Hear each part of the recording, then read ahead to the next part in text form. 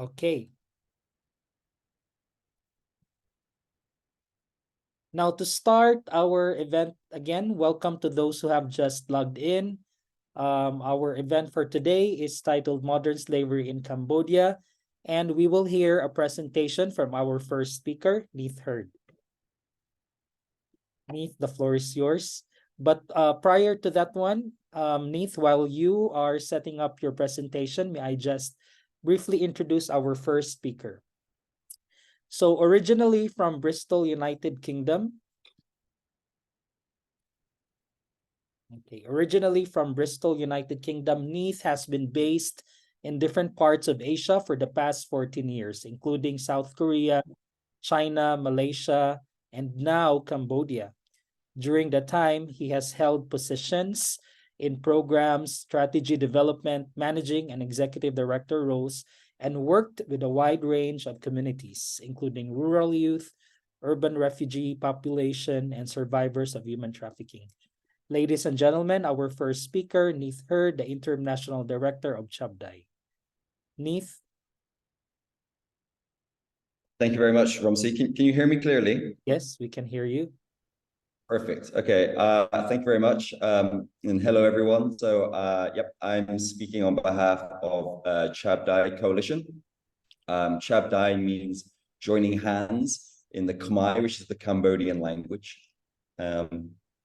Romsey's already done an excellent job of introducing me, but just to give a little bit more background information, my name's Neith. I'm Chab Dai's Interim National Director.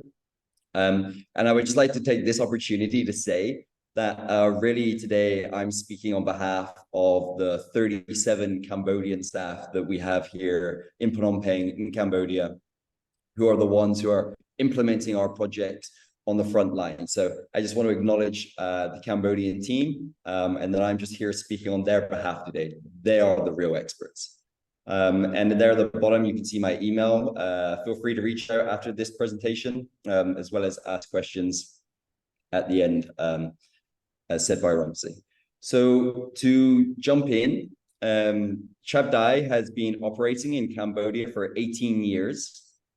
Our mission is we seek to end all forms of abuse and modern slavery globally by building a movement to empower communities, to strengthen systems, and to restore justice and well-being with survivors. Chab Dai aims to achieve this through 4 what we call thematic areas. So 4 key areas of focus that we believe together can contribute to achieving our mission statement. And those 4 areas there are on the screen: movement building, community empowerment, survivor restoration, and system strengthening. I'm just going to give a brief overview of each of these thematic areas so you can get an idea of the type of work the Chab Dai is doing in the anti-trafficking space in Cambodia. Movement building, I'll save to the end, but community empowerment. So community empowerment is Chab Dai's prevention work.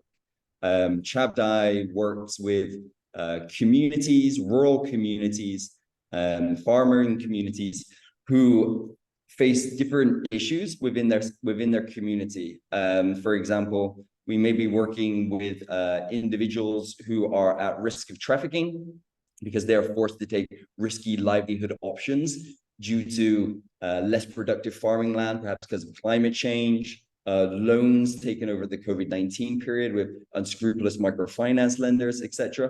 And so individuals are at high risk of migrating, but migrating through irregular channels or illegal channels.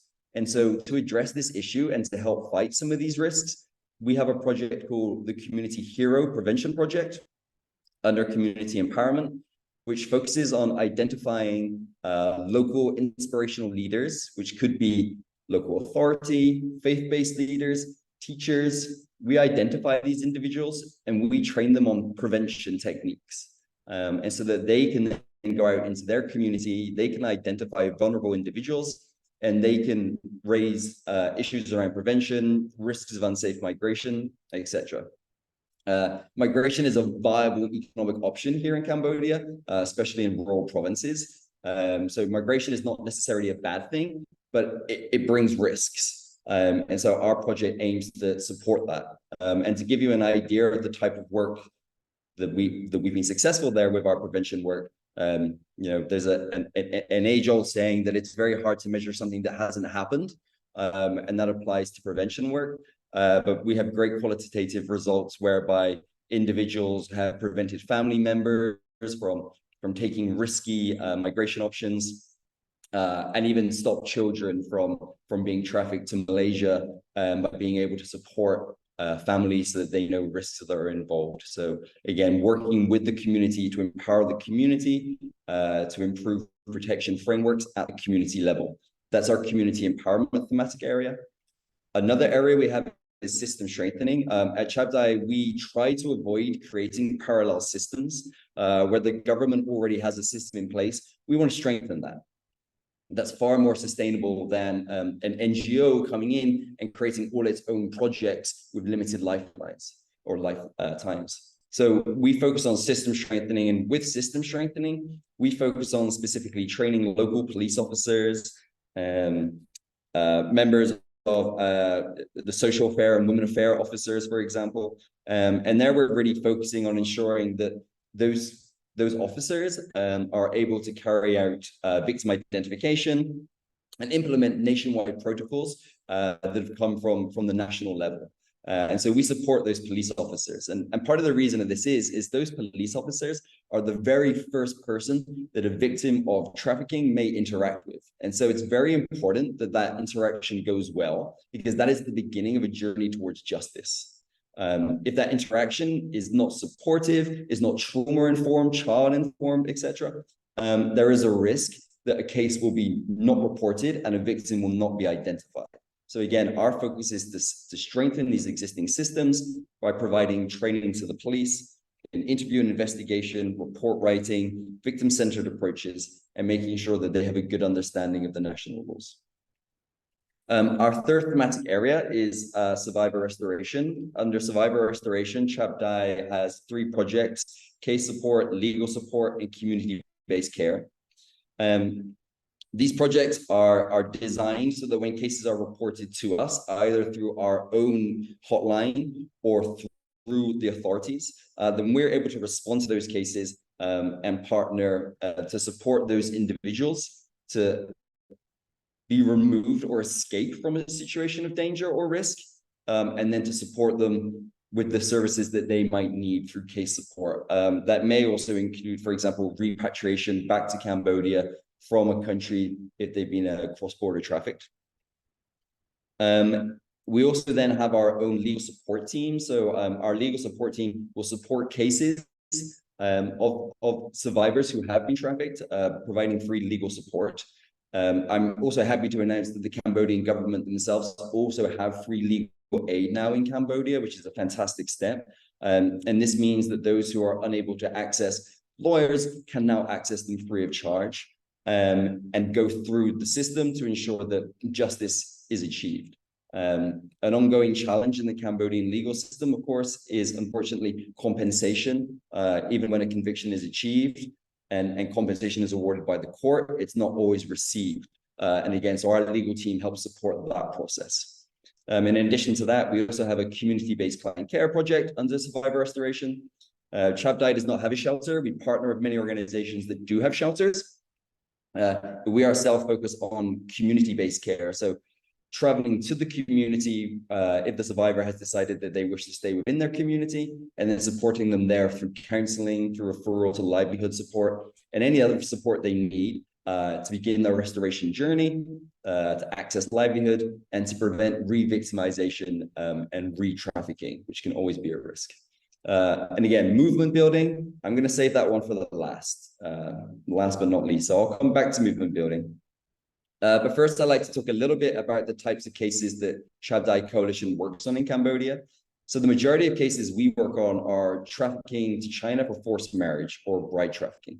And to give you a bit of an insight into this, this really comes about from China's one-child policy that used to be in place for many years. As a result, there is a ratio of greater men to women, and therefore an imbalance when it comes to marriage. And therefore, what we have seen is the trafficking of brides from across Southeast Asia, Vietnam, Cambodia, Laos, to China for marriage. And this normally takes place whereby someone in the community or maybe working in a factory is approached by somebody that they may know or may not know. And that person will really offer them one of two things. One, an opportunity to go to China to work and earn, say, $400 a month, which is significantly more than an individual could earn in a factory. Very appealing to someone who will go to think they're going to China for that work, and then they can send those funds back to support their family in Cambodia. Or an individual might be approached and said, there's a man in China who wants to marry your daughter. He has X amount of funds. He will be able to support your family, send back thousands a month, etc. So there are different ways to try to appeal to the individual and their family to encourage the daughter to travel to China.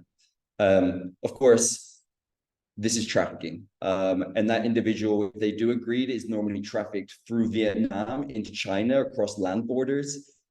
Many years ago, this used to happen through airports, but the Cambodian authorities have clamped down on that now. And so now it's more cross-border or cross-land. And when those individuals arrive in China, of course, if they were promised a factory job, that factory job does not exist. And then perhaps they are coerced into marrying a Chinese national, a Chinese man, based on that idea that if you want to work in China, you need to be married. Again, this is not true. The individual has entered the country illegally and will not be allowed to work. So they're coerced into marriage. Or when they arrive, the promises of marrying into a rich family that was going to support their family back in Cambodia are not true. And they're forced to marry an individual who may come from a similar economic background to their own family in Cambodia. And then once that individual enters these marriages, it's full of abuse, sexual abuse, physical abuse, mental abuse. An individual might be locked in their house, stopped from contacting their families in Cambodia, etc. And Chab Dai, we don't use the word rescue so often for these types of cases, but we use the word escape because when we learn about these cases, either through the family, through the Cambodian government, we cannot directly intervene in China. And quite often, the local police in China will see this as a domestic case. And so again, will not intervene. So actually, we have to support that individual to escape from this situation themselves. So we provide them the information about where the consulate is, how to take transportation, but they are taking all the risk. We've had stories of individuals jumping from windows, going to the market, run away and escaping. So we have to really give the agency to the survivor here. And that's why we prefer to use the word escape rather than rescue, because we have supported their escape. And then once they safely reach the consulate, Cambodian consulate in China, then we can support that repatriation back to Cambodia. And you can see there just some of the numbers of these types of cases that we've worked on. You can see the number in 2019 to 2021, over 100 cases of forced marriage to China. That number's dropped in the past 2 years, but that's not actually representation of the fact that these cases have dropped nationally. They have not. It's just the Cambodian government now allocates the cases differently to they did during and pre-COVID-19. So whilst Chab Dai only works on around 50 of these cases a year, our partners and other organizations are now working on a large number as well, especially those who have shelters, because not every survivor wants to be immediately reintegrated, or cannot be immediately reintegrated back into their community. So those are the types of trafficking cases we work on in Chab Dai. We also work on some forced labor cases to Malaysia. In addition to that, Chab Dai also works on a lot of sexual abuse and child rape cases. One of the reasons for this is that the act of trafficking is actually one of many human rights violations that have taken place prior to trafficking. And we know that many victims of human trafficking have also suffered from some form of sexual abuse at some point also in their life. So that's why we also react to these cases, especially since there's a gap in Cambodia of organizations who are working on rape cases. So not just trafficking cases that we work on. I promised you I'd come back to movement building. The reason I saved movement building to the end is because movement building, or the coalition project, is actually how Chab Dai started in Cambodia 18 years ago. Chab Dai started because, as I'm sure those on the call who know the anti-human trafficking space, who even know the NGO space, many organizations initially 18 years ago came into the country to work against trafficking, but there was a lack of coordination. And as a result, you have organizations who are overlapping, providing the same services, stretching resources. And so the Cambodian coalition was created to bring these actors together so that we could work together, map different issues together, fill the gaps, and ensure that we are having the maximum type of impact possible. Over 18 years, this coalition has now grown to 54 member organizations. And again, for those of you who work for NGOs, knowing that this many organizations are coming together regularly, and it is regularly, to meet, to collaborate, to support one each other is a great achievement. We're very fortunate. The Coalition Project has a team that is specifically just works on the coalition. They are the backbone. They're the ones who are able to support this large number of organizations. That's really important because as organizations, sometimes we become overly focused on our own projects and our own deliverables. And so it's really important that we are supported so that we can look up, see the bigger picture, and think in systems. Not one organization can resolve such a complex issue. Complex issue needs a multifaceted approach from different organizations. And that's what we try to achieve through the Chab Dai Coalition in Cambodia.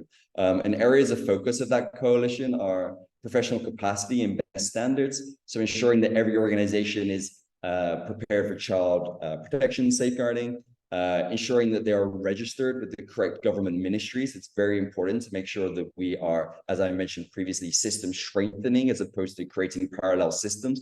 So working in partnership with the Cambodian government, ensuring those best standards. Network building, perhaps the most important part of our response to trafficking in Cambodia, ensuring that these different organizations, because we don't all have the resources, can refer to one another and work with one another. As I mentioned previously, Chab Dai can work on up to 100 cases of human trafficking a year, but we cannot support those 100 cases through the full reintegration process. We work with many of our partners. And our partners are organizations such as Hagar, who will also be one of the speakers here today, organizations like IGM, International Justice Mission, A21, as well as many grassroots organizations operating on far smaller budgets. We bring everybody to the table so that everybody has an equal voice and is able to contribute to the movement. And then, as I mentioned at the end there, we also focus on collective impact. As I mentioned, not one organization can address human trafficking by themselves. It's a system-based. We're not an island, so we need to work with multiple partners to ensure that we together can have a collective impact. Each of our organizations contributes to the greater goal, which is ending human trafficking in Cambodia. That's the end of my whirlwind tour through 18 years of Chab Dai and the work that we do. I'll hand back over to you now, Romsey, and I'll look forward to answering any questions at the end. Thank you very much. Okay, thank you very much, Neith, for that nice presentation.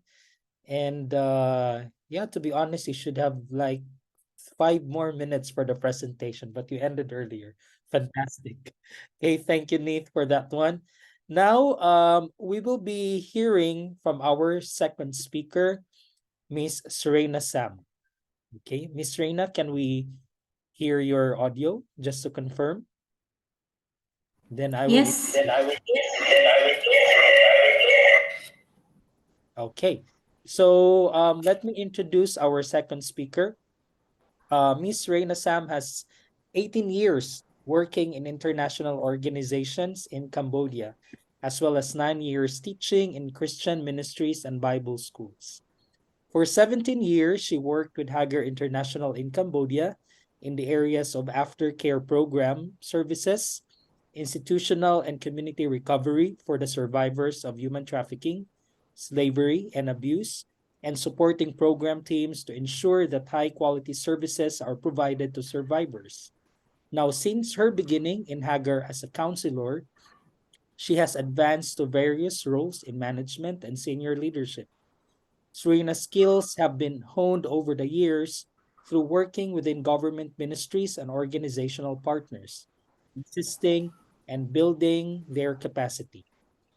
Our speaker holds 2 master's degrees in business administration and social work, and her own personal experience with trauma from war, discrimination, and the hardships that come with deep poverty has deeply affected her outlook on life, and fundamental value of love and hope guides how she lives her life now. Serena's joy comes from seeing the broken lives of survivors restored so they can achieve their dreams just like she is doing right now. Okay. Miss Reina, the floor is yours. Ladies and gentlemen, our second speaker.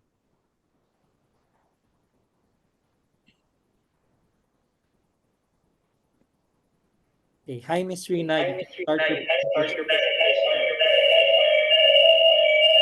Thank you.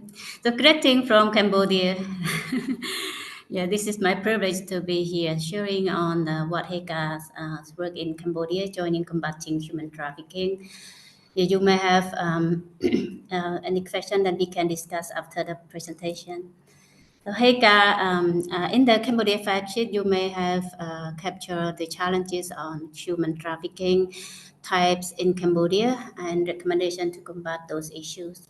So among the other NGOs in Cambodia, like Chab Dai, Hagar International has been officially serving the services in Cambodia since 1994. So we are here almost 3 decades now, 29, yeah. Almost 3 decades now in Cambodia, providing recovery services in trauma-informed care to the survivors affected by the human trafficking. Sorry, I haven't share my screen, right? Yeah, let me share my screen. Yes, you haven't. Yes, you can.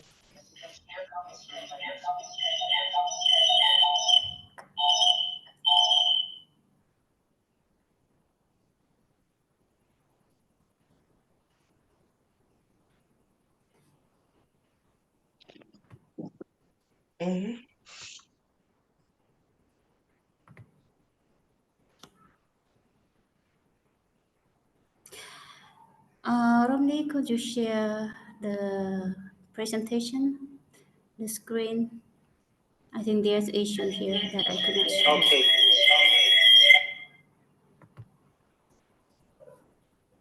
Okay, let me share the screen of our second speaker. Let me share the Thank you. presentation of our second speaker. Just give me a minute.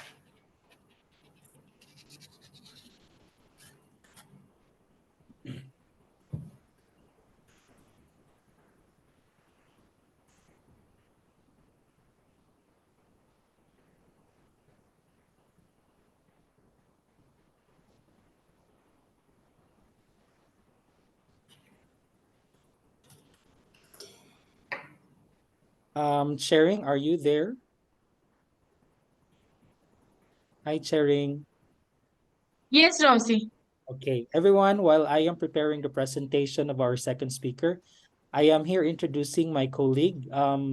Sharing, can you try to just give a roll call of what are the organizations who are here in our event right now? Yeah, Yeah, they have just keep. introduced some of them in the group chat. Thank you. Yes, yes. Um, okay. So yes. So we have with us the first organization that I can see in the chat is Ratanak International, if I'm pronouncing that correctly. That's number one. And then we have Pacific Links Foundation. And then we have, yes, I'm just going through all the introductions that I can see in the chat box. So we have Mr. Ador from who is a project manager in Congolese refugee community in Uganda and represents leader refugee lead organization network based in Uganda. And then we have um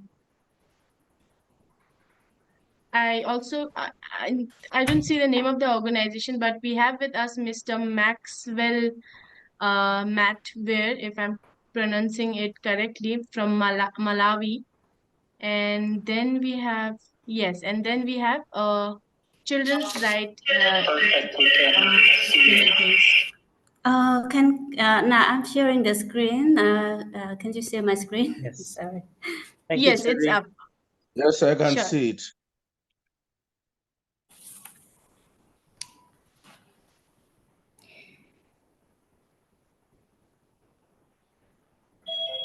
Okay, Ms. Rina, you can start now. Okay, thank you. I apologize for the technical issues. Yeah, so yeah, Hagar is here for almost 3 decades now, and our work is to we are working with survivor women and children who are the victim or survivor of human trafficking, sex trafficking, labor trafficking, and domestic violence, also sexual exploitation and abuse, also other trauma experiences that the victim had experienced as well.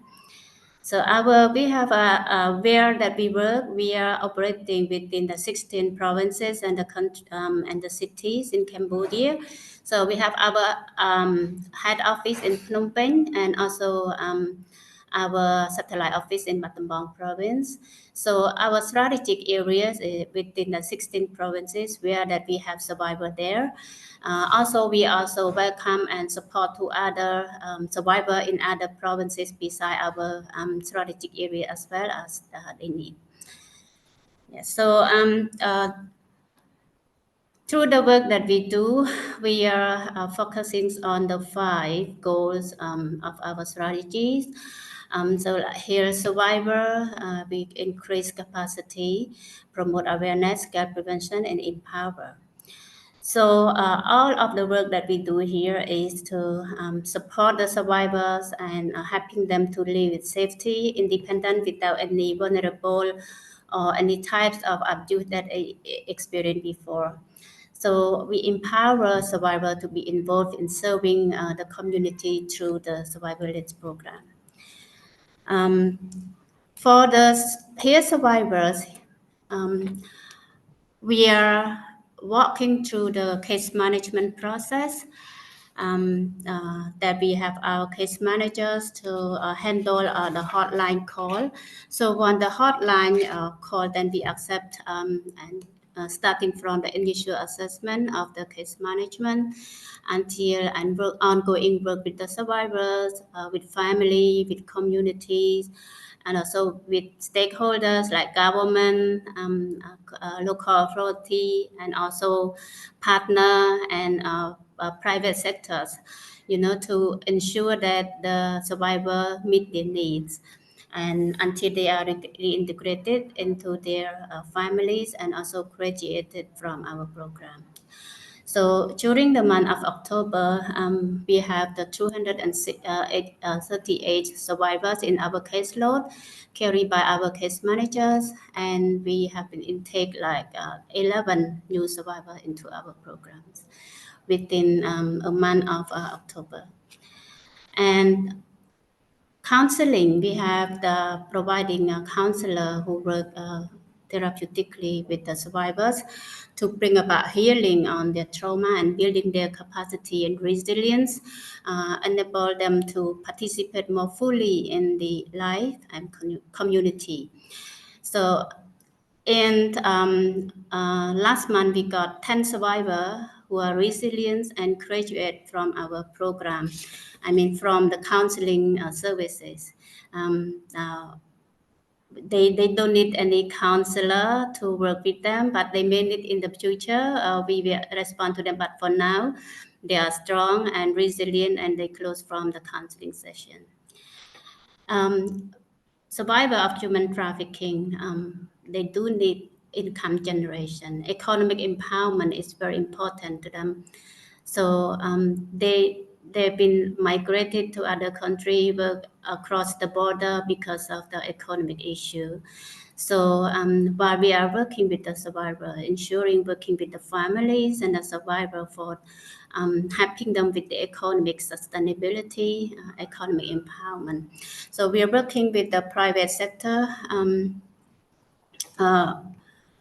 on private sectors and also business employer and a TVET of the government and NGO partner to provide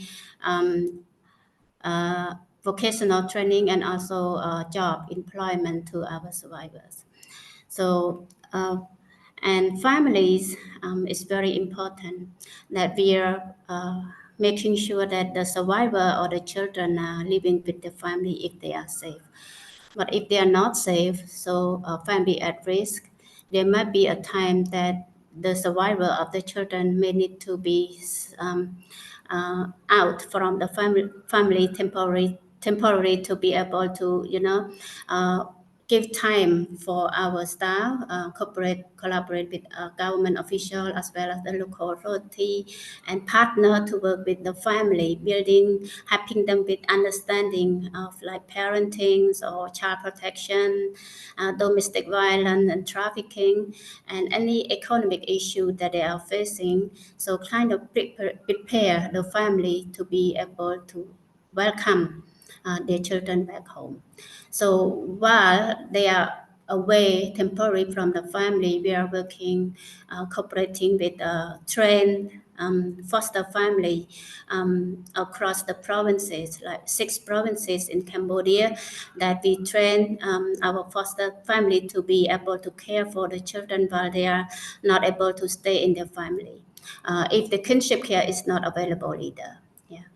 So also Hagar, we also operating the Home of Love, who are welcome for the survivor of human trafficking, cross-border survivor who are trafficked or abused in other country and return to Cambodia, and they do need a short stay in the country while our work, while they are doing the victim identification with the police and also the government. And there's a time for our staff to connect to the family of origin and working with the family for preparation before the integration.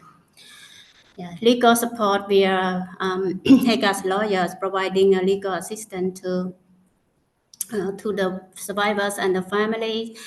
And for now, 46 survivors are in the court proceeding that are supported by our lawyer.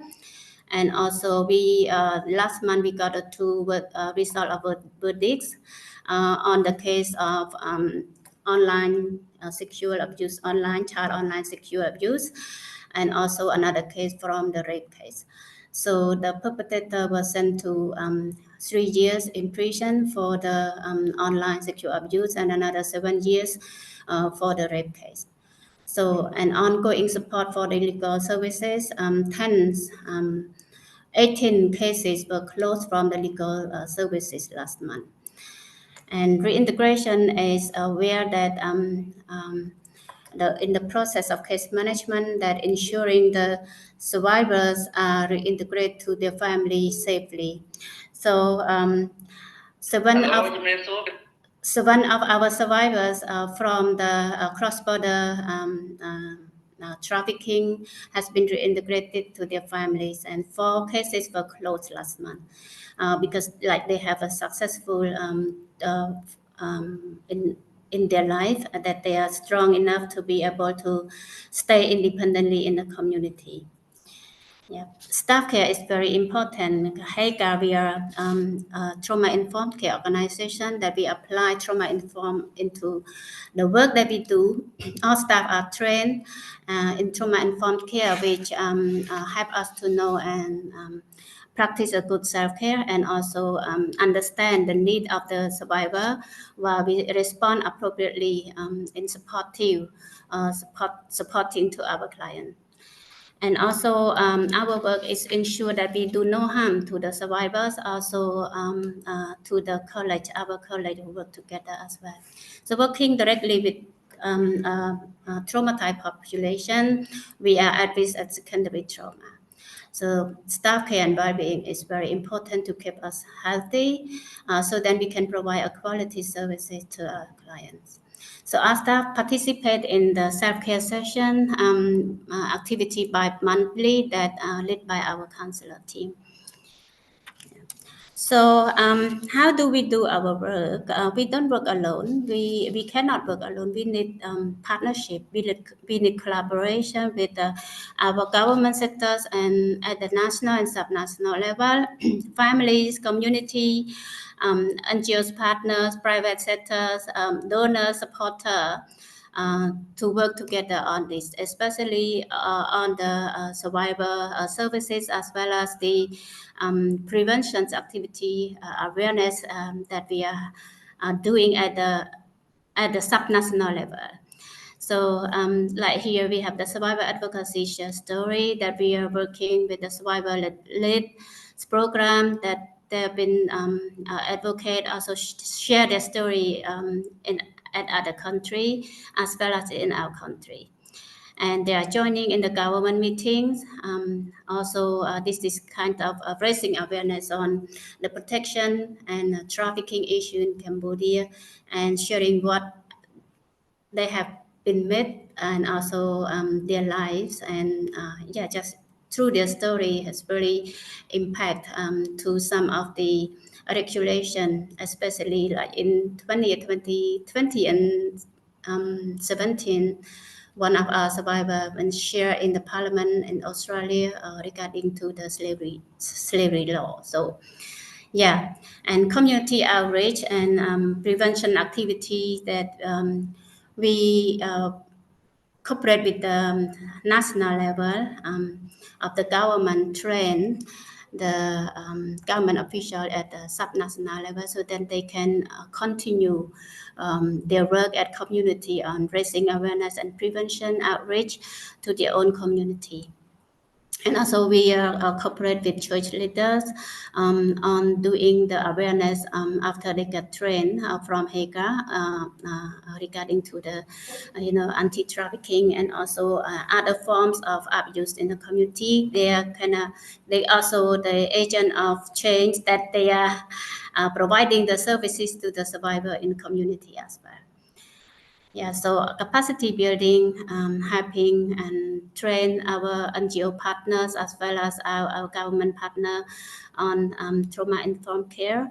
Like this week, from yesterday, the whole week of this week, trauma-informed care specialist is providing a trauma-informed care and psychological first aid to the local authority in Battambang province and also in Matiminjay for the whole week.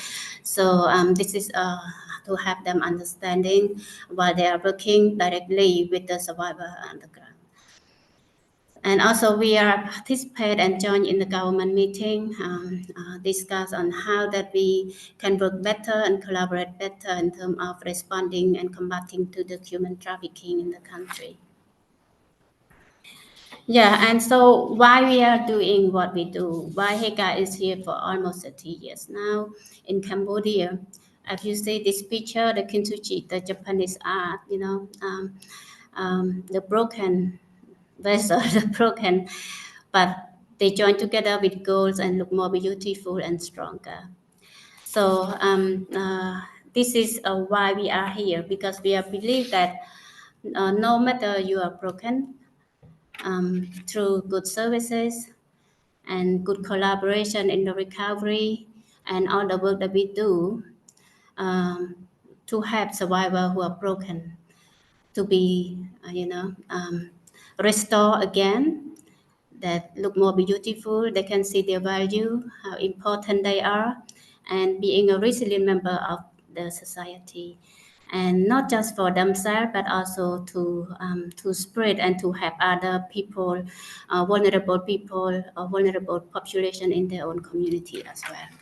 So this is why Hagar is here. And as you see that the survivor that we have been working with, they become a counselor, helping other survivors in the community or those who are need help on trauma-informed care. And we have the survivor of human trafficking who are now a case manager who are supporting and working support to other survivors in the country. And we have the survivor from those who are rejected, neglected, abandoned, but they are now, he's now a medical doctor. They're providing medical care to the community of slum people with free of charge. And we have the survivor who are now learning, studying to be engineer for next year. And we have the survivor who are working with us right now as a driver. They drive our case manager, our staff to the field each day to work with the survivors. And we have survivor who are teacher now and study law to be a lawyer, advocate for justice of other people. And another one to be a lawyer to advocate for other people. And our survivor who are now engineering, doing, building construction, and they auto mechanic that they can earn income to support their lives. And we have survivors who are, now in the Christian ministry or the faith-based ministry, who are served at church or join any other activity in the community.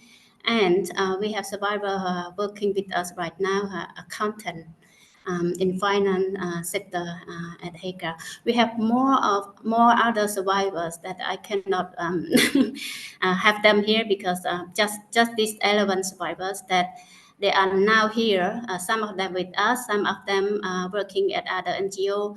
They're providing similar services to the people that need help.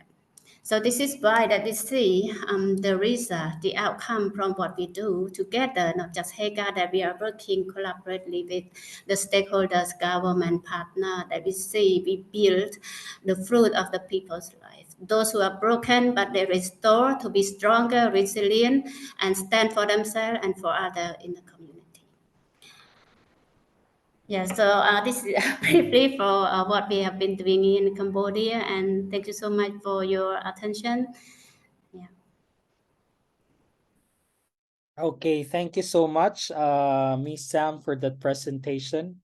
It was indeed a great effort of your organization, and we are receiving some questions now, which I think later our panelists can address. So some questions that we can see here are about trafficking of women to China, bride trafficking, and also regarding Hagar's work on trauma-informed care. Okay, so now let's welcome our third speaker, who's our Asia director for Free the Slaves. Okay. Kuldeep, can you put your presentation?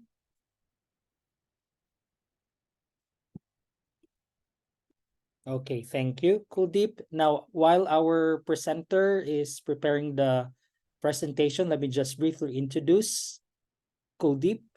So currently, again, he's the regional director for Asia of Free the Slaves, and his mission is to change the condition that allows modern slavery to exist, which is very similar to our organization.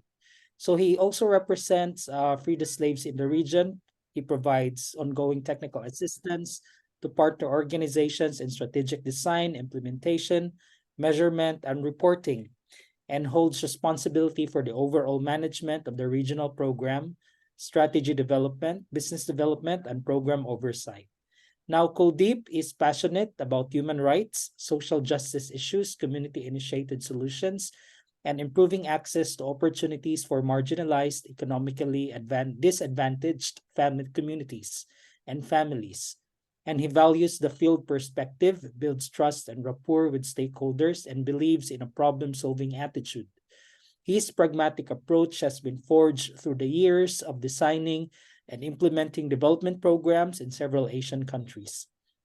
Now, Kuldeep has over 15 years managing donor-funded programs, training and capacity building on human rights, empowering farmers and workers and ethical standards in private sector supply chains, stakeholder relations, resource mobilization, and oversight of resource and operations.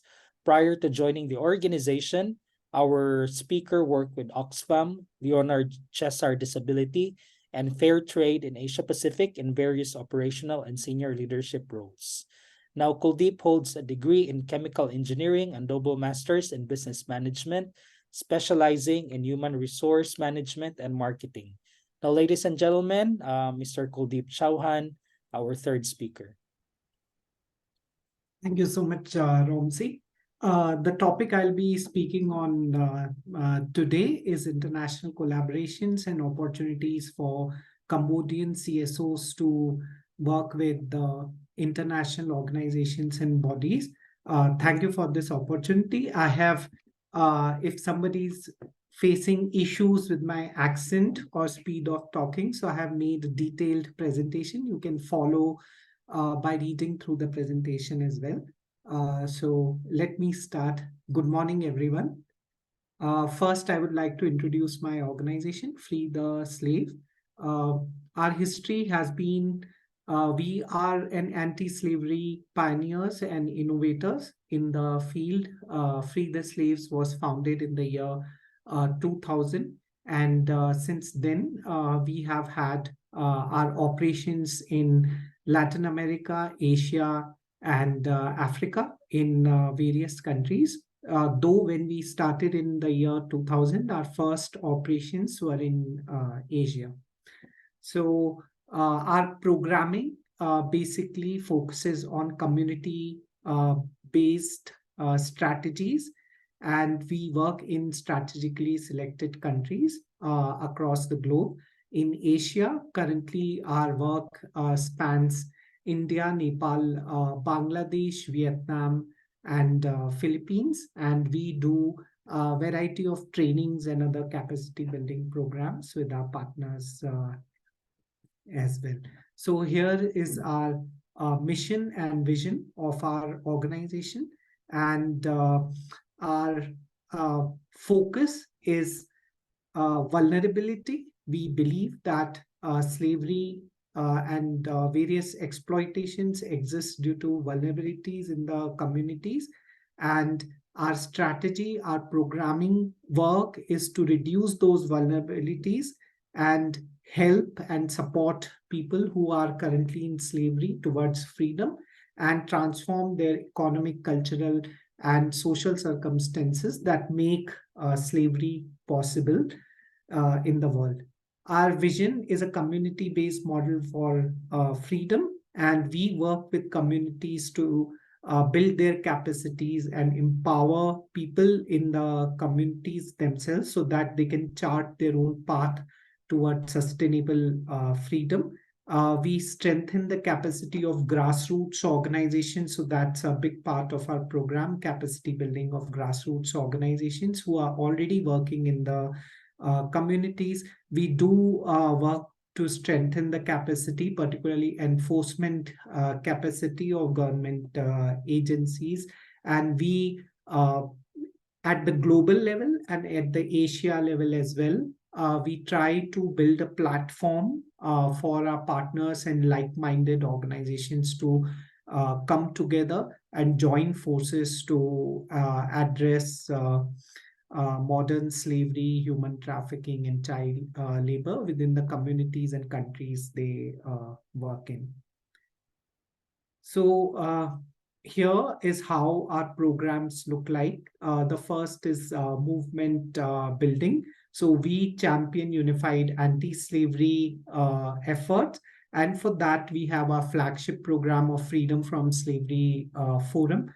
Many of you would have participated in our global freedom from slavery forums or at the Asia level last time. I think beginning of this year in January, we had an Asia Freedom from Slavery Forum, which was an online event. And that was an opportunity for like-minded organizations to come together, connect with each other, connect to share resources, develop joint strategies, and also connect with the donors and other influencers in the field.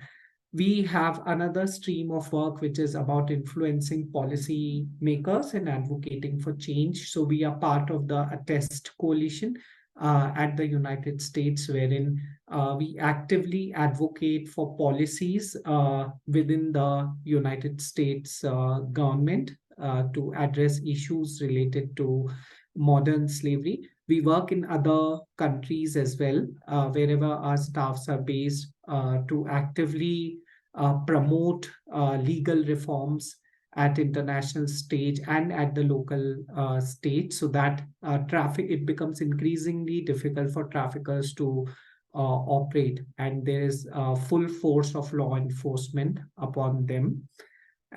We engage local communities, like I spoke before, our community-centric approach, and through which within the communities we create resilience against exploitation. And continuous learning is another flagship program, wherein we have a research advisory board within our organization, and we present various topics of interest which we think would be of benefit to our community, or we work with our partners and they can suggest projects and bring up to us, and we present it with the research advisory board.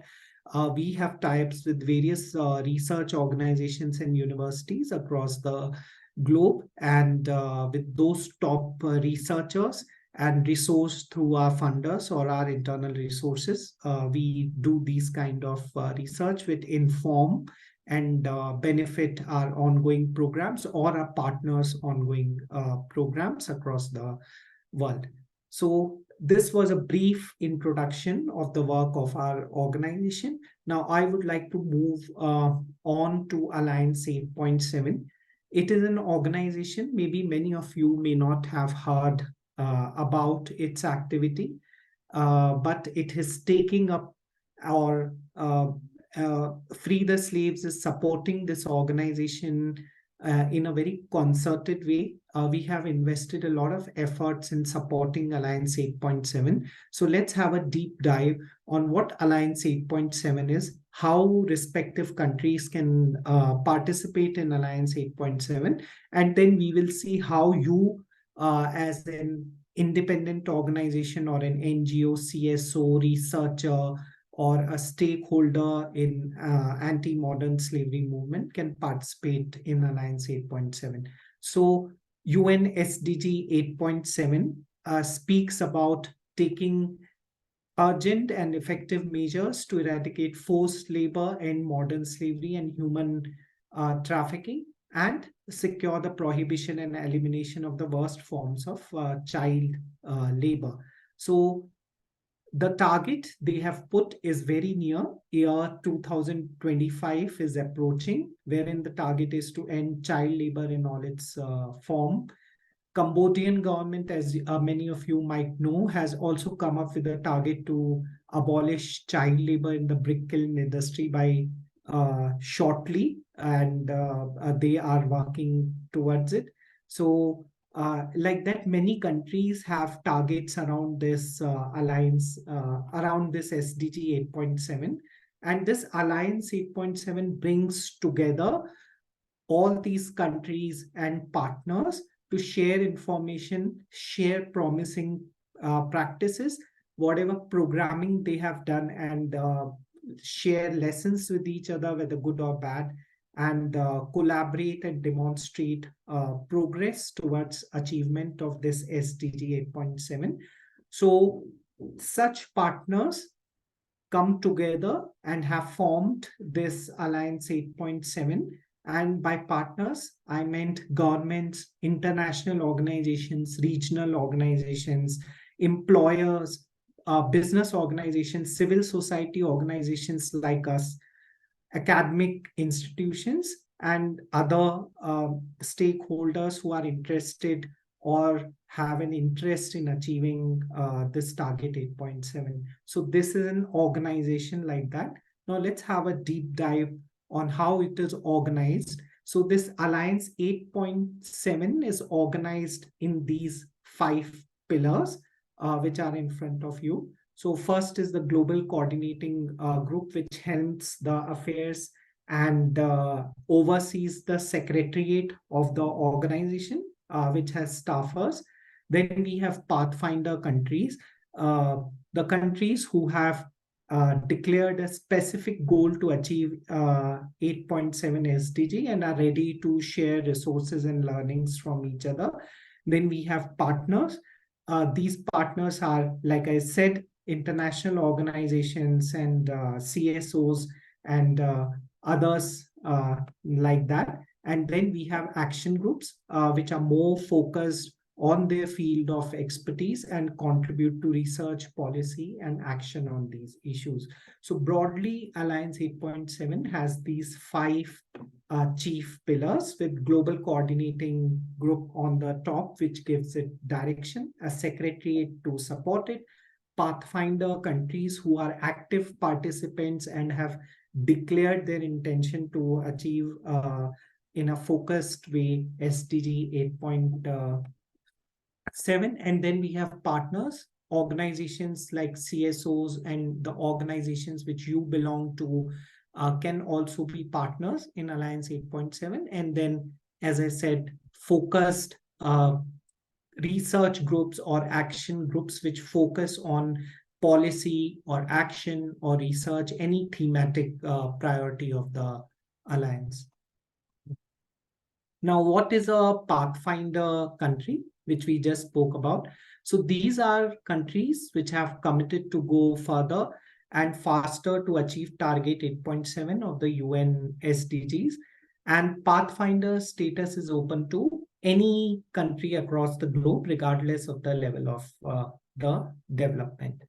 So what does this commitment means of a Pathfinder country? So they commit to accelerate efforts, try new approaches, and collaborate with each other to achieve target 8.7.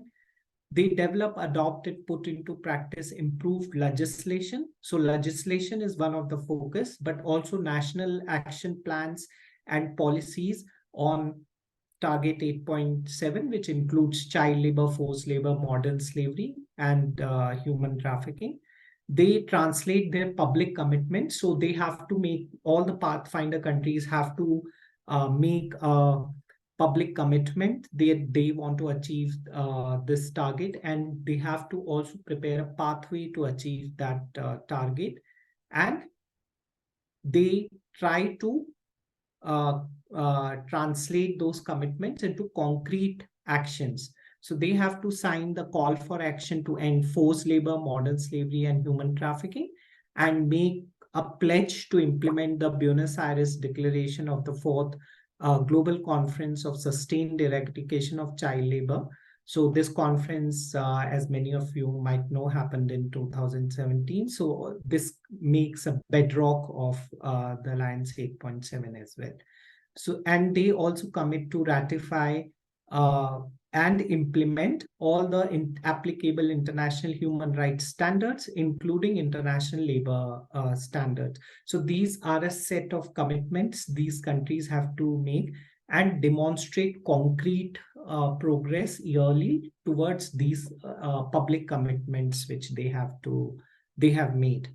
So what they are expected to do, these Pathfinder countries, to achieve these commitments, so they have to develop and implement sound roadmaps that will place them on the path towards ending this scourge. So this roadmap is overseen by, approved by the Global Coordinating Group, the GCG, and they have to turn their commitments, whatever the commitments, public commitments they have made, into action, into demonstrable, measurable action. They can pick up the pace in their own country. So the countries are free to decide their milestones and support other countries to accelerate the action they are planning to take, learning from other countries, sharing their learnings with other countries, etc. And they can also pick up the topic. So a country can become a Pathfinder country and choose to focus primarily out of these 3 or 4 topics. Say they can choose and commit to focus on just the child labor or forced labor, like that. and they can decide their priorities. And then they have to implement their priorities under the roadmap which they have presented and is approved by the GCG. And they report on the progress annually. They report to the Global Coordinating Group annually on the progress they have made towards achieving their public commitments. And it, as I said, it is overseen by the GCG, and they discuss and they try to support and or pass valuable information or their insights to the countries if they are not able to achieve the targets, or if they need any support to achieve those targets. So why Cambodia should become a pathfinder country like many other countries across the globe? Because these global partnership brings shared capacities, learning from experience from other countries, which is a very important platform as which Alliance 8.7 provides, and more resourcing, because we know many countries face issues in resourcing their efforts or commitments. So there can be technical resourcing or financial resourcing, including peer support among the countries of Alliance 8.7 towards achieving the target. Once they have made a public commitment at a very senior level of the government, it of course brings better focus and urgency towards achieving these targets by the national stakeholders who matter. And of course, it will increase global visibility for the national campaign within the country, and of course, globally. So for example, if they have chosen to have a national campaign to end child labor, so it will bring positive focus. People would notice this commitment globally as well as nationally as well. So here are the Pathfinder countries across the globe. So currently, totally, we have 35 countries across the globe who are part of Alliance 8.7. From Asia, we have Fiji, Nepal, Sri Lanka, and Vietnam. And we also have Malaysia, who has expressed an interest to join Alliance 8.7 and have put up an application, which is under consideration with GCG. And from the Pacific Islands, we have Samoa, who has expressed a similar interest to join the Alliance 8.7 as a Pathfinder country. So Alliance 8.7 Global Coordinating Group, as I said, is the Alliance's steering committee with the secretariat, and it reviews and decides on the Pathfinder's countries' request on periodic basis. So these countries, like for example, recently Malaysia and Samoa have put their application. Those are considered actively by the GCG. So they are reviewing their pathway, which they have submitted, their national commitments or public declarations, which they are supposed to make. So these countries are totally reviewing that, and also reviewing whether there is an interest at the senior most level, and whether they have a plan to resource the commitments they have made. With the efforts of various CSOs who are engaged with Alliance 8.7, including Free the Slaves in a leading role recently, and accountability framework was developed and adopted in 2022, very recently by the GCG, to guide Pathfinder countries towards meeting their obligations under the roadmap which they themselves have presented.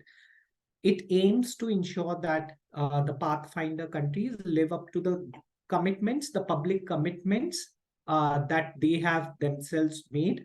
For example, towards ending child labor by 2025, which is the deadline in SDG 8.7.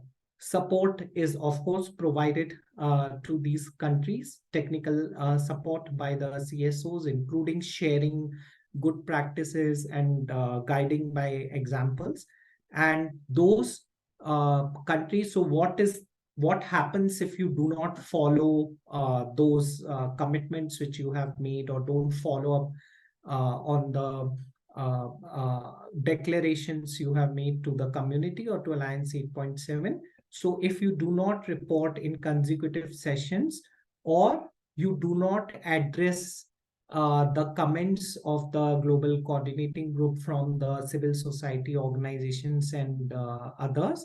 So if these countries fail to respond, they are deactivated from Alliance 8.7. So this is a mechanism which is adopted recently in December 2022. So in a nutshell, how to become a pathfinder country. For example, if you are working with your national government, want to encourage them to become a pathfinder country under Alliance 8.7. So in a nutshell, these countries who are interested need to submit a formal expression of interest to Alliance 8.7 Secretariat. As a next step, they have to appoint a senior government official as a focal point to lead and coordinate Alliance 8.7 efforts in the country. So it cannot be a department, but it can be a ministry or a structure or an office in a country which oversees, for example, the work related to social welfare, labor standards, etc., and at a fairly senior level. Then, with the inclusion of the CSOs and variety of stakeholders, maybe including the survivor networks and others, develop a roadmap towards fulfilling your commitments and making a declaration. So that is the third step. And very important to note, there is no cost associated or a membership fee, etc. Currently, there is nothing in joining the alliance. So in a nutshell, this is, in short, is a process to become a pathfinder country under Alliance 8.7. Now, importantly for our meeting, I see that many of the NGOs and civil society organizations are participating in our webinar today. So how you can become a member of Alliance 8.7. So you can do so by signing up. You can go to the website. The link is here. Maybe we'll post it in the chat section after my presentation is over.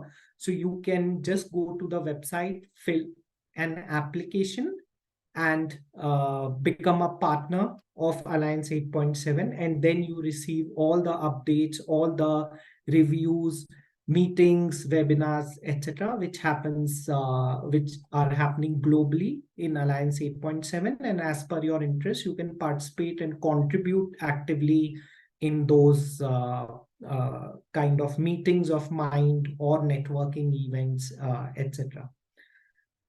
You can also liaise with your national governments and inform them about Alliance 8.7, and you can encourage them to join Alliance 8.7. If your country, for example, because not only from Cambodia, we see that today in the webinar, there are representatives from multiple countries. So if your country is already a Pathfinder country, so you can link up with a representative of your country who is a senior government officer usually, and is part of a global coordinating group. So you can link up with them and give them suggestions, etc., participate in annual reporting of the country. So you can contribute in that way. So we have many organizations, for example, who are associated with Free the Slaves in Nepal, who in this way, they are contributing to the review of their reports, which the country is submitting annually, contributing to it or critiquing it, etc. And they can link up with the representative and have an exchange of ideas. So Free the Slaves with Alliance 8.7 Secretariat in Nepal, we conducted a joint webinar wherein we brought together a lot of CSOs, and we reviewed the progress of Nepal under the commitments they have made in their public declaration for Alliance 8.7. And finally, there is a very good opportunity to join the global coordinating group, which is the decision-making highest body. They, apart from the countries, which are members, there is a space for CSOs as well. And so they have limited positions for CSO. I believe currently there is a position open. So there is a link which is there. We'll paste it in the comment section. So you can also become a part of the global coordinating group as in CSO or as in researcher or an academic organization or any type of stakeholder, but not associated with the government. So you can also apply and become a member of global coordinating group, which is the highest decision and guiding body of Alliance 8.7. So post my presentation, as I said, we'll post these links in the chat section so that you can go and explore. It is a very good opportunity to join forces with Alliance 8.7. We thought of presenting it because FTS has been associated since the beginning of Alliance 8.7. We have worked very closely over time with all the countries of Alliance 8.7. And recently, as I said, we played a pivotal role in coming up with an accountability framework for the Alliance 8.7. So thank you very much for your time today. Here is my contact. So you can, if you are interested, any Asian CSOs or others to link up with Free the Slaves in Asia, you can write to me. And here are the links of our website, freetheslaves.net, wherein you can read more about our programs and activities across the globe and in Asia as well. And the top link is of Alliance 8.7 Secretariat, wherein you will get all the information which I just spoke about. So thank you very much for your time. Okay, thank you so much, Kuldeep, for that presentation. So now we come up to the portion of our activity where we will be asking questions to our panelists. Now, what we did was that we consolidated all the questions from the audience as their sessions were ongoing. So now, as you can see, just to facilitate further or better our discussion, so I have put here on, you should be seeing this on your screen, the questions that our panelists will answer. Okay, and then if there are other answers or questions, please also don't hesitate to put it in the chat box. Okay, so now let's start with a question from Miss Reina. Okay, Miss Reina, the questions are on the screen. You may answer. First, can you share what are the key steps to adapt, apply trauma-informed care in your service or services, and what are the success and challenges you have learned? And how do we ensure that trauma-informed care is well understood and applied by the frontliners?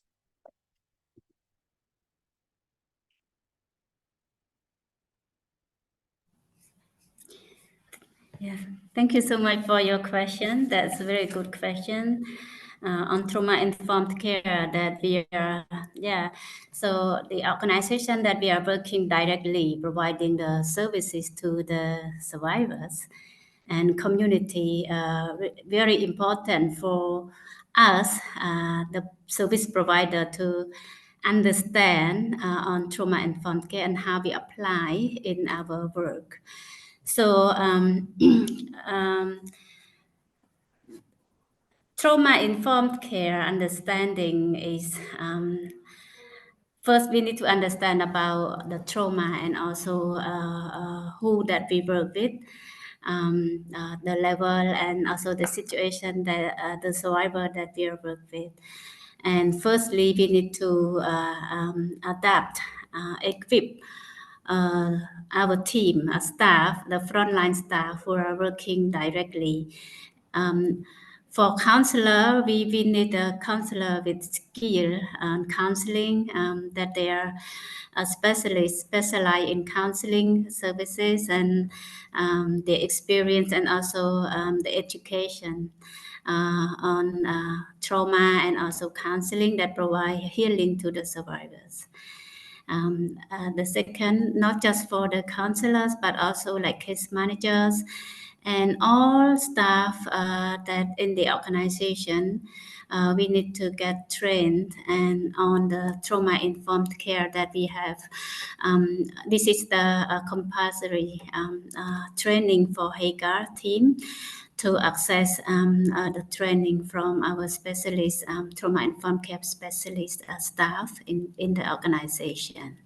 And not just one time of training, but we have like a refresher training each year for all staff. And for new staff, we ensure that they get trained on this. This is gonna be like 3 days training on trauma-informed care, and 1 day for refresher training in the following end of the year. Yeah, and also with the family and stakeholders that we are working with, like a private sector employer, that they are providing like employment to our survivors. We also working with them to introduce them or train them on trauma-informed care as well. You know, type of survivor that are placed and working in their place may need more understand and more than other employee. So this is very important to have our employer understanding. Not just employer, also we have a session with the other employees at the workplace as well. So they kind of how that they deal and cope with the challenges and also problem that may happen while they are working, and how that they can work together with Hagar to support the survivors while there's an incident or issue happen. Yes, and also well care for understanding applied by frontliners.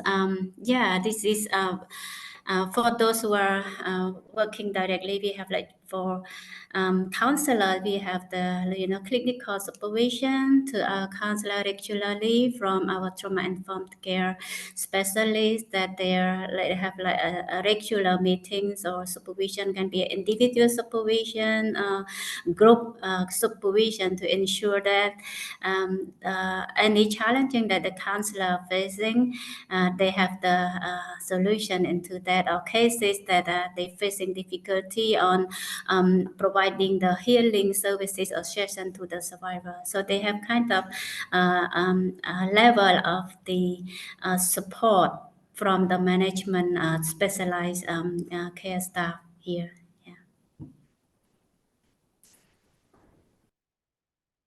Okay, thank you.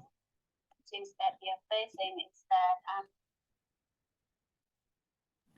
the challenging is for understanding about trauma is quite new to Cambodia as well, regarding to our country culture, that about sharing our issue as problem to other people is kind of quite challenging. While we are working, our frontline team are working with the family of the survivors. Most of the family of the survivor experience in the genocides and experience the traumatic events in their lives and through the Cambodia history. So they carry on they themselves, they could be survivors of the trauma, and also a victim of traumas, or a secondary trauma to the next generation. So when we have the survivor working, living under their care, they affect us well. So it's very challenging sometimes working with the community and family that they carry on a trauma history.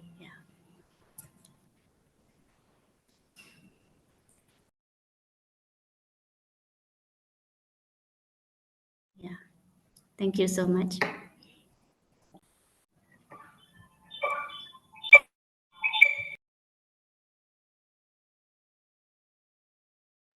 Okay, thank you so much, Ms. Reina, for your answers. I think that was really very comprehensive. Thank you for sharing your strategies about trauma-informed care and how do you apply it and make sure that our frontliners do understand this concept. Now, I will go to Neith. These questions do come from the audience. Neith, someone asked what should be the priorities of a coalition in order to address modern slavery in Cambodia, and what are the key challenges working in movement building? Okay, thank you very much. I think that it's a good question. I think that some of the priorities of a coalition to address modern slavery in Cambodia, I think this really kind of touches what I was talking a little bit about earlier in the presentation, is that as a coalition looking forward, we really need to be taking more of a systems-based approach. Human trafficking does not exist on an island. Climate change, LGBT rights, gender, economic development, all of these different factors and different forms of human rights violations that take place all lead up towards modern slavery. And as a result, we really need to be taking a bigger picture look and looking outside of just the anti-trafficking movement, and looking wider to other movements and seeing how we can team together and learn from one another. I think that that's a really important part of building the coalition. The other piece is that as a coalition, we really need to be working together to identify where the gaps exist. As organizations, we can sometimes be, as I mentioned, overly focused on our own projects and priorities. And as a result, we can sometimes be duplicating services. And we need to be taking time to come around and sit at a table and identifying where these gaps exist. I know a number of speakers or people in the comments have wrote about the scamming compounds in the cases of Cambodia becoming a destination country for these types of crimes. Again, this is relatively new. And so I would say the government, NGOs, we're really playing catch up in that space. And so one of the priorities of a coalition is to come together, identify which organizations are working in this space and what have they learned from this process. The most important thing is that learning comes back into the coalition and that we're all learning from one another. That level of transparency about challenges that we face and you know, Shireen had touched a little bit about that, about trauma-informed, different challenges we face. It's really important that we continue to put those learnings into the coalition so that we can all learn from them and then not repeat mistakes. So I think these are some of the key priorities for a coalition addressing modern slavery in Cambodia. And again, I think another key part of that is having a good working relationship with the government. The Cambodian government is making, in my opinion, considerable effort to address human trafficking. But of course, there are gaps in terms of resources, ability to implement national plans. And again, I think that's where I previously mentioned, we need to ensure that we're not creating parallel systems, but rather we are working with the government to strengthen the government and support their planning. So I would say that's some of the priorities for coalition. And then again, I think some of the key challenges are the same that exist in any form of collaboration. Working in a movement, again, as I mentioned prior, is a challenge because as organizations, we tend to focus on our own projects. And so being able to dedicate a specific amount of times to work in a movement can always be challenging, especially when we have our own difficult projects. And that's why I think it's really important that when you have a movement, it's important to have a coalition that is solely funded as a coalition, and it's their job and responsibility to be able to support these other organizations so that they can come together. Being able to herd these organizations together and bring them to the table is crucially important, because as I'm sure many people on this call have experienced, you may have joined networks and after 1 or 2 years, they fizzled out. Chab Dai Coalition has been going for 18 years, and that is because there's a dedicated team towards this. And so, yeah, I think that's one challenge, and then how to overcome that. Thank you. Okay, thank you, Neith. I think that really, captures the experience of Chab Dai through the years, and with how you're working with 54 other organizations in this movement building effort that you're doing. Now, I apologize. Someone actually asked earlier, good thing I look at through my notes. Neith, I think this is also a very important question. During your presentation earlier, you have shown like the data about bride trafficking to China. So somebody asked why there is a reduction of cases in 2022 and 2023, and why do you think is that the case currently based on your presentation? Yeah, so as I mentioned in the presentation, those numbers come from Chab Dai. So those are Chab Dai's case numbers. They're not the national case numbers. Actually, if you look at the national numbers, it's actually quite conflicting in terms of reporting, as in no cases of trafficking to China took place last year, which we know is not true. Again, there's issues there around reporting. The reason Chab Dai's numbers drop is because prior to the past 2 years, Chab Dai would be contacted directly by the consulate, for example, in China, whereas now the Ministry of Social Affairs, they coordinate this. So other organizations are now working in this space and are also working on some of these cases. So it's not, it doesn't imply that case numbers have dropped nationally. Case numbers remain the same. It's just the number of cases that Chab Dai is working on is being reduced as other organizations step into this space. I think that something I noticed someone else mentioned something else about the bride trafficking to China and their own experience. I think Malawi was mentioned. What we have seen with bride trafficking is that the victims are younger.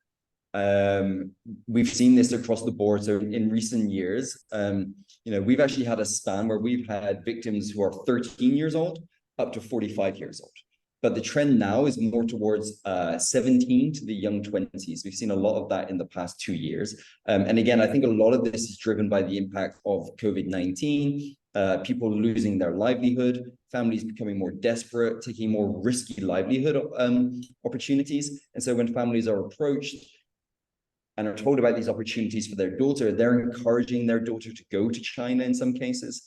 And the daughter will then follow that. Families in China are paying about $10,000 to $14,000 for a bride. These families then may sell the bride on again. So the victim could be sold from family to family within China. And some people were able to help escape after a number of months, but others have been there for a number of years trying to find a way back as they've been cut off from their family. So those numbers do not reflect nationally. This is still a major issue across Southeast Asia. It's just that the government now has a new way of processing these cases, which is great because that's part of system strengthening. The government are now coordinating this. But yeah, the issue does continue. Okay, thank you, Neith, for answering that question. Now I will proceed to Kuldeep. Kuldeep, here's a question for you. How will this benefit the CSOs in Cambodia? I think this is regarding the Alliance 8.7 presentation that you have. And then somebody, I think some from Freedom Fund, asked that in light of the changing profile of victims and survivors trafficked to Cambodia, like there are some who are educated individuals, what suggestions do you have for enhancing movement building strategies? Thank you, Ramsey. Thank you for these questions. Alliance 8.7 is an opportunity for Cambodian CSOs to connect at a global level. If you become a partner of Alliance 8.7, there are various resources. For example, they conduct a variety of webinars in which variety of stakeholders participates, not only country representatives but researchers in this in our shared field, also other stakeholders, other CSOs from other countries.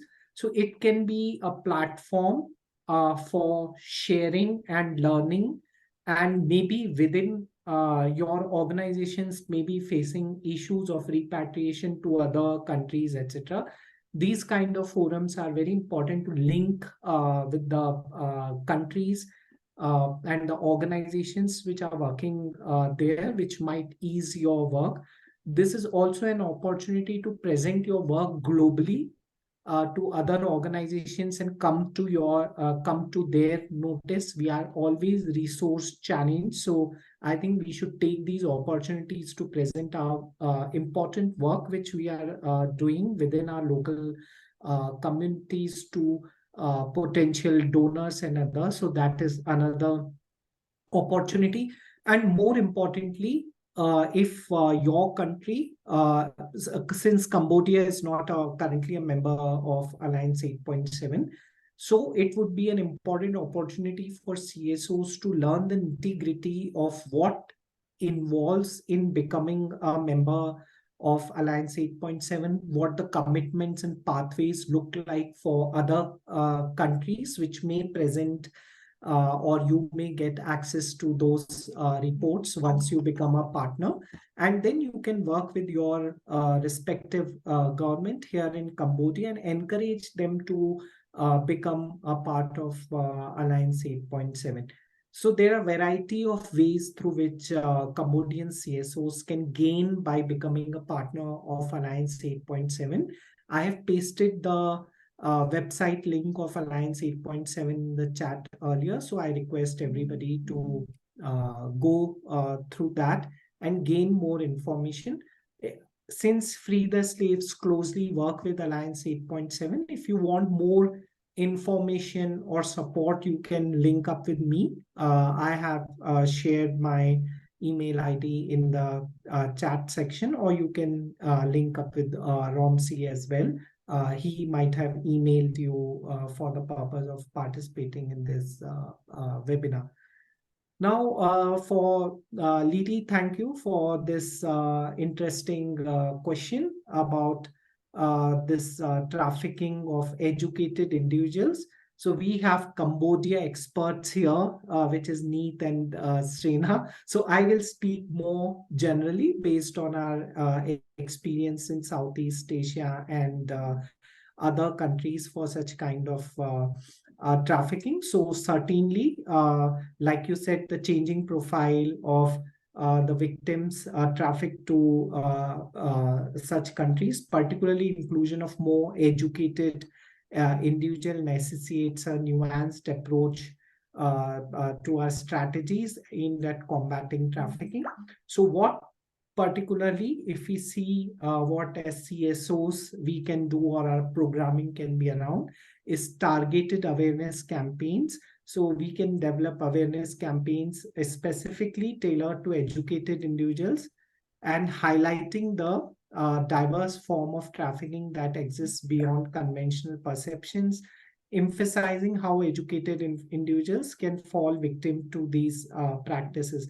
You can see a variety of such examples, I think, on social media and other organizations who are concentratedly working on this issue.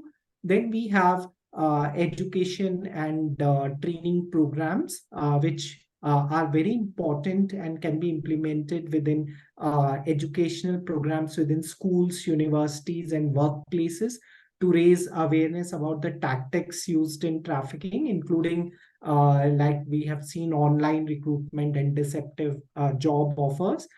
We can provide training on identifying potential trafficking situations and understanding the rights of the persons and maybe resources available. Engaging key stakeholders is very important. Like I said, collaborating with educational institutes, but also government bodies, other NGOs, and private sector. So private sector inclusion can be a very important thing for a comprehensive response. And when we are developing programming, we can engage teachers, professors, but also industry professionals to recognize signs of trafficking and provide support mechanisms for potential victims. Another important thing is empowerment initiatives, wherein we can create platforms and that empower educated individuals economically and socially, providing opportunities for, say, skill development, entrepreneurship, and employment can reduce vulnerabilities to trafficking. One of the key thing is technology and digital literacy programs, including online safety, in which risks associated with sharing personal information online and falling victim to online scams or fraudulent job offers, so that can be provided. Another key lacune is legal support and advocacy, which is not there. So programming can ensure access to legal aid and support services for victims, including knowledge about the legal rights, avenues for reporting such trafficking incidences, but also advocate for policy changes that specifically address the needs of such victims, particularly educated victims. And then, of course, peer-to-peer networks can be formed, which are powerful in offering encouragement and understanding. And one of the lacking things is research and data collection. So because this is a recent phenomenon, not too old. So organizations and programming can help to collect data and conduct research on changing trends of trafficking, including profiles of victims, etc. And this information is very crucial for developing targeted and effective prevention strategies. So maybe by implementing these strategies, tailored to changing profile of victims or survivors, a more comprehensive and effective movement against trafficking can be built, focusing on prevention, protection, and support for individuals at risk or who are already affected by trafficking. Okay, thank you so much, Kuldeep. Now, we hope to end in the next 15 or so minutes.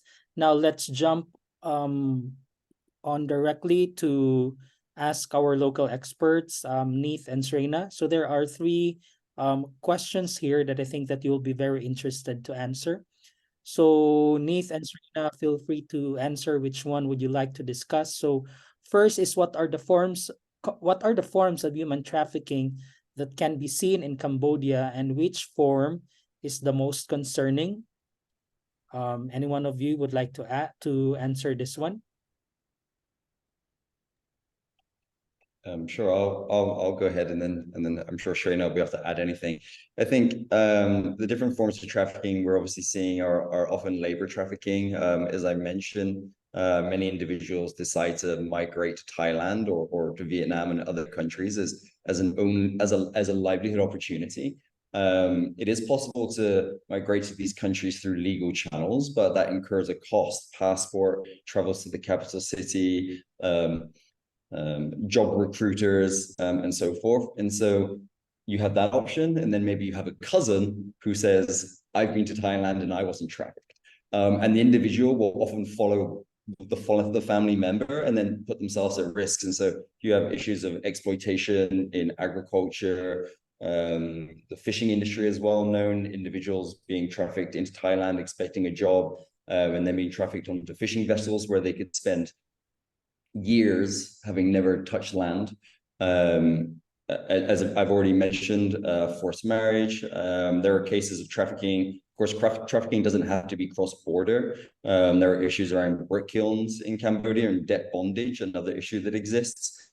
And it's perhaps less research. Some research does exist, but perhaps less focus.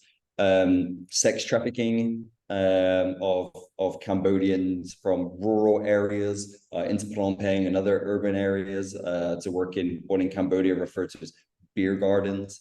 And then in addition to that, as we've mentioned, as Kuldeep was just discussing, this new trend where Cambodia is becoming a destination country. I would say that which is the most concerning? I would say they're all concerning. I would say that the response towards trafficking to Thailand and migrants, I think this probably has received the most focus in previous years. Whereas now with Cambodia becoming a destination country and also online, something I didn't previously mention was now many of the girls and women we see who are trafficked to China never meet a single person until they're at the border of Vietnam because they've been approached on TikTok or other social media platforms. So I think that we are starting to see new trends that we need to be aware of, and we need to keep up on. But yeah, overall, any form of exploitation is understandably concerning. Yeah, that would be my response to that question. Okay. Now, I think, Neith, let's just continue with you for the next two questions. Then we'll give the floor to Sreina. I think that will be more effective for this discussion, since we have started, to spike the discussion. Now, for the second question, what best practices or strategies do you think will work well in the Cambodian context to address, these forms of trafficking and modern slavery that you have mentioned earlier?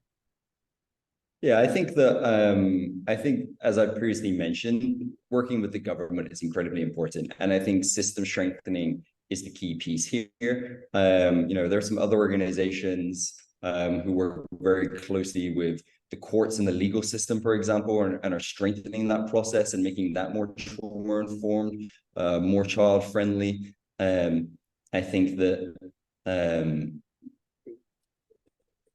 prevention is another key area where I think strategies can work well. And I definitely think creating livelihood opportunities, alternative livelihood opportunities is a real good example of how a strategy can work.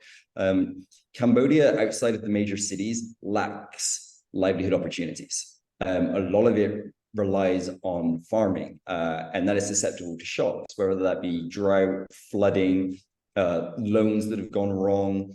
And so these shocks can drive people into poverty very quickly. And immediately making them vulnerable. And so looking at more resilient livelihood opportunities outside of the major cities, I think that's really important. And that includes for survivors as well. Survivors are susceptible to re-trafficking because migration and other risky tactics are their best economic option. And not every survivor wants to go into a shelter and go into a complete livelihood program. They want to return to their family. They want to return to their children in the community. So looking at how to create livelihood opportunities in those communities, or making legal migration an easier process, are good strategies in the Cambodian context. And then in my perspective, how do I foresee TIP situation in the next 5 years in Cambodia? I think what I hope to see in the next 5 years is more of a survivor-led movement. Shrina has already given some fantastic examples of work Hagar's been doing on this. Chab Dai equally are now working with our own survivor forums and learning groups, and empowering individuals so that they're able to voluntarily participate, and share their stories themselves, as opposed to an organization raising it for them. This is going to have a real impact in the movement. Undeniably, participation does not mean speaking to someone. Participation means decision making. And the more the survivors are involved in decisions that affect them and can prevent others from being trafficked, I think that's really important for the next 5 years for TIP in Cambodia. And I think we are heading in that way on a positive note. So yeah, that would be my perspective on the situation. Thank you. Okay, thank you so much, Neith, for your response. And I like what you said, that you hope to see that in the next 5 years, there will be more survivor-led efforts in Cambodia, because I think that is a key step in achieving sustainability or prevention in the case of the Cambodia, in terms of addressing various forms of slavery, modern slavery, and human trafficking in the country. Now, let's hear from Ms. Reina. What do you think are her ideas regarding these 3 questions? Now, Ms. Reina, can you answer these 3 questions that you can see on the screen right now? Thank you for the question. Very good question. So, like Nate already mentioned about a form of trafficking in Cambodia, and in the fact sheet, Cambodia fact sheet also mentioned a type of trafficking, and I just add another concern that's already a concern not just for us as the organization, but also from the government as well, regarding to the child online exploitation. Currently is happening a lot in Cambodia, especially for the child who are aged from 12 to 17. And yeah, so this is an issue that's also falling into, in some cases, it fell to the human trafficking as well. So this is quite concerning, but we have many children in the country who are not really understand about, they're using phone, smartphone, without any proper supervision or understanding about risk. Yeah. And the practice strategy in the Cambodia context is, prevention and education, I think is what that also work in the good strategies of the Cambodia context, like working collaboration with the partners, government agencies, government official in each of the department or ministry in Cambodia, doing prevention at the community level. Because the issues happen is in the community level, which happening a lot, and most people are not really understanding about the trafficking and also the mechanism or the system that they can access for support if they have any issue or any question regarding to if they want to do like migration or anything issue happening in the community. So prevention and education awareness raising at the community level by cooperating with the stakeholders like local authority or NGO at the ground. And also I would like to it can in the next 5 years because now the government at the National Committee for Counter Trafficking is reviewing their 5-year strategies this week, and for developing another 5-year strategies from 2024. So this is a good opportunities, and in the meeting we can see that there's a great a positive from the government that they open their mind to accept the comments or feedback or issue happening in Cambodia, and also put into the table. And because in the meeting and planning is involving all like multiple stakeholders from other ministries as well, not just the Ministry of Interior, but like education, health, or NGOs, and multi ministries that join together, planning for the next 5 years of combating human trafficking. So this is, I think that in the strategy, if possible, including the recruiter agencies into the strategies that.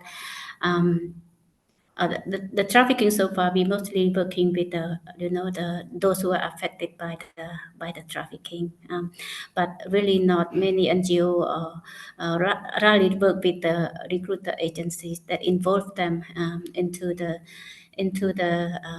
taking them into the accountability of the issue as well. And Nid, I really I'm happy that you raised about the survival lead this program that we have survivor join. This is quite new in Cambodia, but this is powerful for survivor. They want to do something, and for Hagar that we are meeting survivor alumni next month to form the survivor leadership, and that they can develop the program that what they can do through their motivation, that what they want to do in their society. So this is also opportunity that we could see in the next 5 years to include. And also all of faith-based in Cambodia that they join together for talking about trafficking and explore the issue, and also join together for raising awareness on human trafficking, kind of working together, not just the organization within the organization, but involving with other faith-based in the country and survivors and local authority and stakeholders together that in common to talk about it, see this as the issue, and then we join together. Like we need to work together and somehow advocate for working together, not isolate working. So this is kind of we need to have a voice stronger into this issue. Thank you.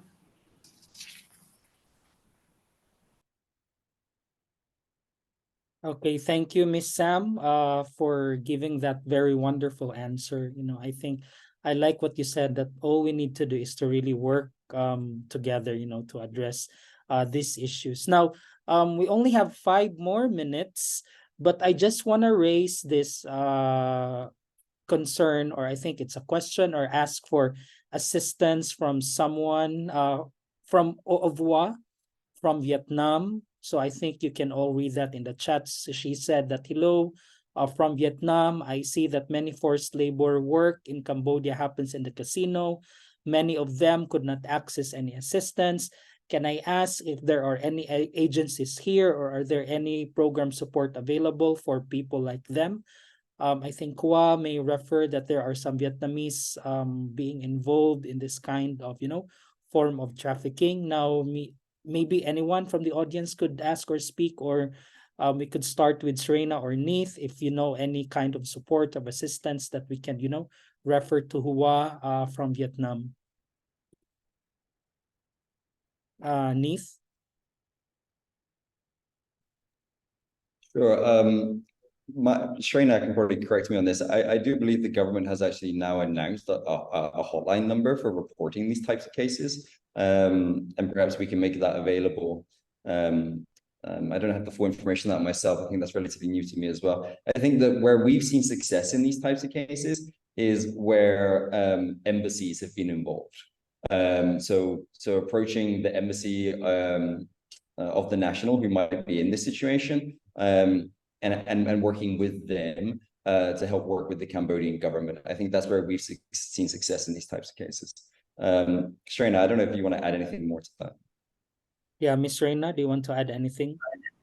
Yeah, this is the good practice that happening so far. Yeah, embassy, and also we hear any information about that, then through the organization we are working with the government, the police, yeah, for the rescue or other work. Yeah, for the victim protection, that we have the government as well as corporate with NGO, many NGO here in Cambodia that are providing survival services like Hagar or Chab Dai also have, yeah.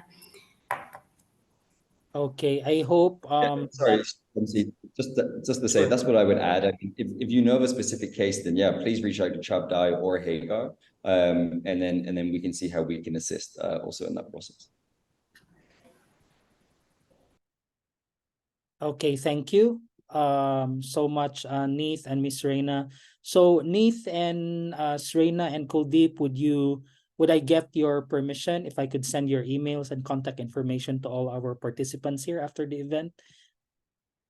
Okay, thank you so much. Now, we have come to the end part of our program, and I just want to share to all of you here, to all of you who are here in this session, and to those who have missed the event, we will surely email to them the recording of this event, because I believe that there are very powerful insights shared by our speakers here.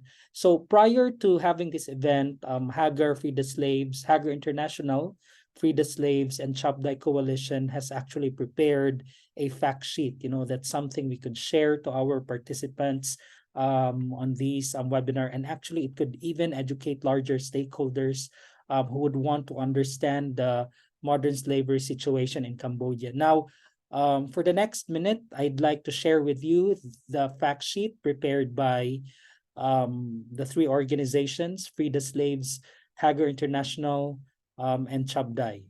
So this fact sheet is what we will publish and share to many stakeholders on the internet, and it's entitled Modern Slavery in Cambodia. So in this fact sheet, you would see the magnitude of modern slavery in the country. And also there are some highlights of the TIP report in Cambodia. And then you will see the various forms and what are the current situations, why they do happen. And the various forms covered here are the online scam operations, the USTIP 2023 report that highlights on child labor being on the brick kilns industry. There's also OSEC, there's forced marriage to neighboring countries, I think especially to China, and what are the efforts available or currently being done in Cambodia, like legislation, law enforcement, victim support, international engagement. And I think it would be a good read for all of us to understand what's happening in these areas in terms of combating modern slavery in the country. And we would also see what are the current recommendations outlined so that modern slavery can be best addressed in the country. and also what are the available anti-trafficking government action instruments that's being leveraged by various organizations, survivors, and victims, so that justice is served in this very heinous crime.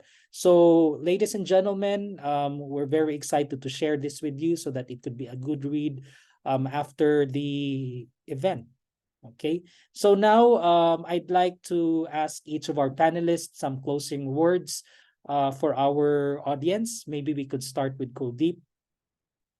Before we end this one, what are your closing words for our audience? I just wanted to thank everybody, particularly my fellow speakers, Mr. Neeth Hart, Interim Executive Director of Chab Dai Coalition in Cambodia, and Mrs. Srina Sam, Executive Director of Hagar in Cambodia. And I would also like to thank for your patience, hearing us out, and for your everybody's insightful question, which forced us to think a lot and respond. So I would like to thank everyone participating in this webinar as well. And finally, to my colleagues from Free the Slaves, I believe Romsey has been a good host for all of us. So thank you, Romsey, for facilitating the session. And our invisible support, Sering Biscuit. Thank you, Sering, so much for facilitating the tech side of the event. Thank you, everyone. Okay, now Neeth, any parting words? Yeah, again, thank you everyone for joining us today. I think my parting words would be a key area that's come up throughout this whole conversation today is collaboration, working together, joining hands, understanding that modern slavery is a very complex issue, and therefore the response itself, needs to be multi-pronged. And I just want to add that whilst Chab Dai Coalition is based in Cambodia, Chab Dai also has a global learning community, which is an international coalition with members from right across the world. So please do go to the Chab Dai website or reach out to me for more information about that if you're interested in joining a coalition that's outside of Cambodia. So yeah, thank you. Okay, now Miss Reina. Thank you so much for these opportunities, and